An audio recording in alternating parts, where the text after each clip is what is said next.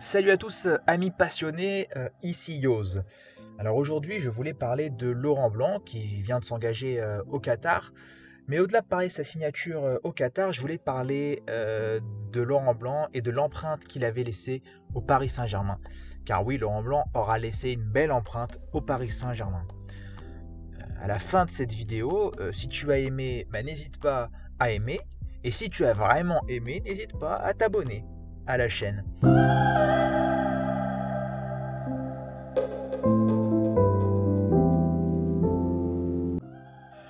Laurent Blanc, au PSG, c'est des records à l'appel avec le club, que ce soit en termes de trophées, de buts, de victoires, de différence de buts.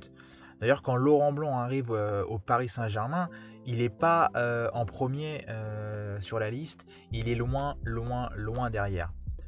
Bon, ça c'était une petite aparté.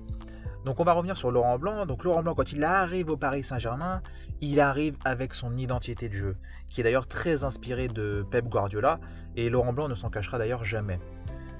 Donc du coup, dès son arrivée, Laurent Blanc opte pour le 4-3-3 avec un jeu court au sol, avec une possession de balle, une possession même à outrance, qui changera radicalement du style de Ancelotti, où le jeu d'ailleurs était plus direct et les attaques beaucoup plus rapides. La patte de Laurent Blanc sur le jeu du Paris Saint-Germain va être indéniable, et d'ailleurs Paris vivra longtemps sur cette identité bien après son départ. Le milieu qui était dominant sous Blanc avec Mota, Verratti et Matuidi sera même sous Emery l'une des bases du système. Cette possession contrôlée que voulait Laurent Blanc lui permettra d'avoir un contrôle quasi total sur la quasi-totalité des matchs en Ligue 1, ce qui lui permettra d'être très efficace offensivement. D'ailleurs, pour preuve, sa dernière saison se soldera par 102 buts en championnat et permettra à des joueurs comme Zlatan ou Cavani de battre des records de buts. Petit suspendu de Thiago Silva et de Thiago Motta blessés pour essayer de gagner en terre niçoise. Des Niçois qui eux jouent sans Boteac suspendu, sans Souleymane Diawara. De la variété. La possession encore et toujours. En 3 ans au PSG, qu'importe l'adversaire, Laurent Blanc restera toujours figé sur sa position, la possession.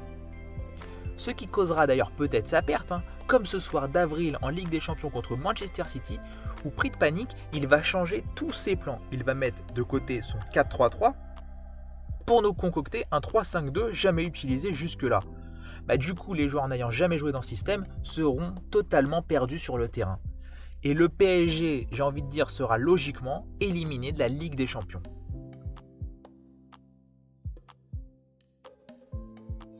Laurent Blanc au PSG, ça restera une maîtrise de la possession à outrance, mais d'ailleurs très bien maîtrisée. Ça restera des superbes prestations en Ligue 1, avec comme limite la Coupe d'Europe, ne sachant pas ou ne voulant pas d'ailleurs changer ses principes tactiques. Alors Laurent Blanc rejoint aujourd'hui le Qatar. Est-ce qu'il aurait mérité mieux? Oui, à n'en pas douter. Est-ce qu'il était trop ambitieux dans ses choix de club en sortant du Paris Saint-Germain? Peut-être que oui. Et peut-être que ça lui a fermé des portes. Par contre, le voir au Qatar me peine beaucoup aujourd'hui, sachant le jeu produit et pour moi, cette époque parisienne de Laurent Blanc sera la meilleure en termes de jeu sous le Qatar. Pour moi, Laurent Blanc, c'est l'un des meilleurs techniciens français. Donc pour moi, aujourd'hui, Laurent Blanc, j'aimerais bien le voir aujourd'hui en France, dans un beau projet comme peut l'être celui de Nice ou Rennes, dans un club avec de la ferveur comme Lens, comme Saint-Étienne. Je vais m'attirer peut-être des critiques, mais comme à Marseille.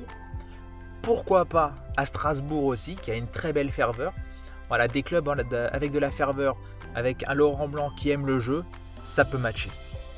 Voilà, donc voilà, pour finir, est-ce que je suis déçu de voir Laurent Blanc au Qatar? Oui et encore oui.